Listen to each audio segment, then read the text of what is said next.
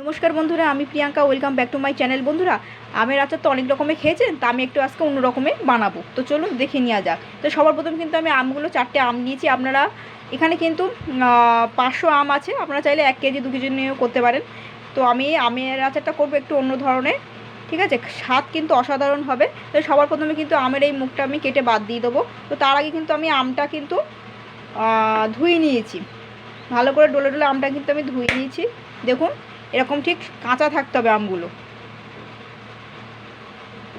তো আমি আমগুলো আমি এরকম মুখগুলো ছাড়িয়ে নিয়ে আমি কিন্তু আমের সমস্ত খোসাগুলো কিন্তু আমি সুন্দর করে ছাড়িয়ে নেব।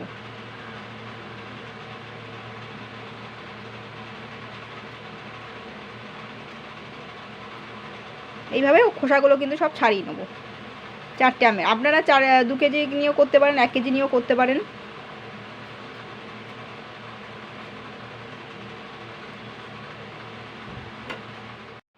তো বন্ধুরা দেখুন, 4টে আম কিন্তু আমি কেটে খোসাগুলো ছাড়িয়ে নিয়েছি। তো এবার আমি 2 আধখানা করে নেবো আমগুলো।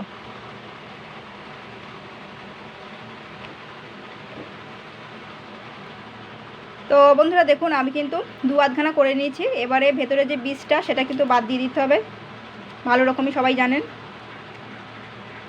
2 আধখানা করার পরে আমগুলো আমি 4 পিস করে নেব, মানে একটা আম আমি 4 পিস করে নেব। সবগুলো আমি এরকম করেই করে নেব।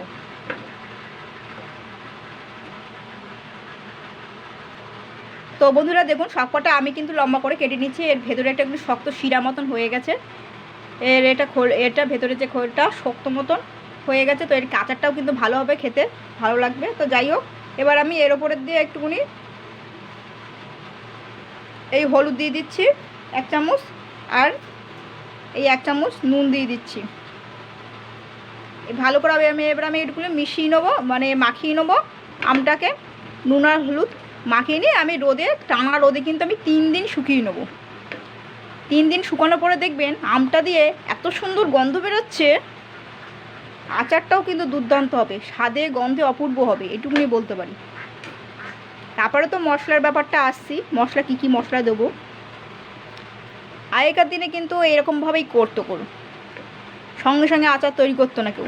আগেকার দিনে মা ঠাকুমারা কিন্তু আচার করার সময় কিন্তু আগে বিশেষ করে আমের আচার করার সময় কিন্তু আগে আমটাকে কেটে এরকম পরিষ্কার করে ধুয়ে কেটে নুন হলুদ মাখিয়ে রোদে শুকিয়ে নিত, তারপরে করতো। হেভি লাগতো খেতে, ওই জন্য গন্ধ টেস্ট। তো যাই হোক, এগুলো মাখানো হয়ে গেছে। এবার আমি এটাকে 3 দিন মতন কড়া রোদে ভালো করে একটু শুকিয়ে নেবো আমটাকে। একটু বেশি না, কিন্তু 2-3 দিনের বেশি না। আপনারা চাইলে 2 দিনও করতে পারেন, 3 দিনও করতে পারে, 4-5 দিন করার দরকার নেই, যা গরম। এবার আমি আমটাকে রোদে দিয়ে দেবো। তো বন্ধুরা দেখুন, আমগুলো কিন্তু 2 দিন ধরে ভালো করে টানা রোদে কিন্তু আমি শুকিয়ে নিয়েছি। দেখুন শুকিয়ে গেছে, আর গন্ধটাও কিন্তু সুন্দর বেরিয়েছে। নুন হলুদ মাখিয়ে আমটা রোদে শুকিয়ে যে এত সুন্দর গন্ধ বেরিয়েছে। তো যাই হোক, এবার এর জন্য আমি মশলা তৈরি করব। তো বন্ধুরা, আমটা কিন্তু 500 গ্রামের আম ছিল। তো আমটা 500 গ্রাম ছিল, তো ওটা কিন্তু শুকিয়ে কিন্তু 250 গ্রামের থেকেও কমে গেছে। 250 গ্রামের মতনই হয়েছে ধরুন, মানে হাফ হয়ে গেছে শুকানোর পরে। তো যাই হোক, এখানে আমি 2খানা শুকনো লঙ্কা দিচ্ছি, আর দেবো এখানে 2 চামচ মতন মৌরি, আর দেবো এখানে 2 চামচ মতন 5 ফোড়ন। আর মশলা বলতে এখানে কিন্তু আমি 1 চিল মতন আদা নিয়েছি।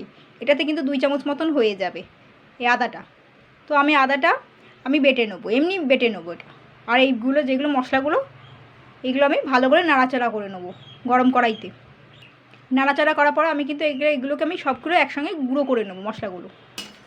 তো বন্ধুরা দেখতেই পাচ্ছেন, আমি কিন্তু 2 থেকে 3 মিনিটই নাড়াচাড়া করেছি। মশলা কিন্তু বেশি পুরানো যাবে না। খুব সুন্দর একটা ভাজা মশলার গন্ধ বেরিয়েছে। তো এবার আমি এটাকে গুঁড়ো করে নেব। তো বন্ধুরা দেখুন, এখানে কিন্তু আমি 1 হাতা গুড় নিয়ে নিয়েছি, মানে এখানে 200 গ্রাম মতন গুড় আছে। তো এখানে কিন্তু আমগুলো যেহেতু অনেকটা শুকিয়ে গেছে, তো সেই জন্য আমি গুড়টা মিডিয়াম রাখলাম, তাও হিসাবেও অনেকটা মিষ্টি হয়ে যাবে। তো যাই হোক, এখানে এই মশলাটা কিন্তু যে মশলাটা গুঁড়ো করেছিলাম তার থেকে আমি 2 চামচ মতো নিয়ে নিয়েছি। সবগুলো একসঙ্গে গুঁড়ো করে 2 চামচ মতন গুঁড়ো মশলা নিয়ে নিয়েছি, আর এই আদা বাটাটা নিয়ে নিয়েছি। এগুলো আমি এখন দেবো না, আগে গুড়টাকে ভালো করে জাল করে নেব তারপরে। আর এতে কিন্তু আমি আর নুন আর হলুদ দেবো না এক্সট্রা করে, সামান্য একটু হয়তো নুন দিলে দিতে পারি, কিন্তু হলুদ আমি মোটেও দেবো না, যেহেতু নুন হলুদ মাখানো হয় কাঁচা আমগুলো ছিল। তো দেখুন বন্ধুরা, আমি কিন্তু সামান্য একটুকুনি দিচ্ছি, সামান্য। তো এবারে আমি এখানে হাফ কাপ মতন জল দিয়ে দেবো, যেহেতু শুধু গুড়টাকে গুলবো না, গুড়টা পুড়ে গেলে বাজে লাগবে, গন্ধ বেরিয়ে গেলে। তো সেই জন্য হাফ কাপ জল দিয়ে গুড়টাকে এবার আমি জাল করে নেবো।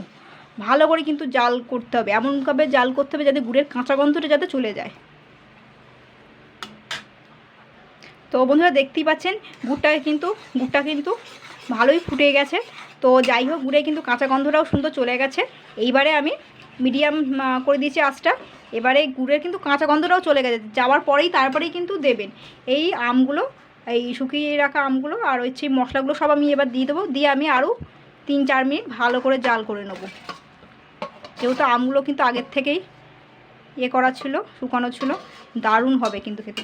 এইটুকুনি হয়ে গেছে আমটা, আপনারা একটু বেশি করে আমনিও করতে পারেন, এটা কিন্তু মাখা মাখা থাকবে কিন্তু। এবার এটাকে দিয়ে আবার জাল করে নিতে হবে আমটাকে দিয়ে।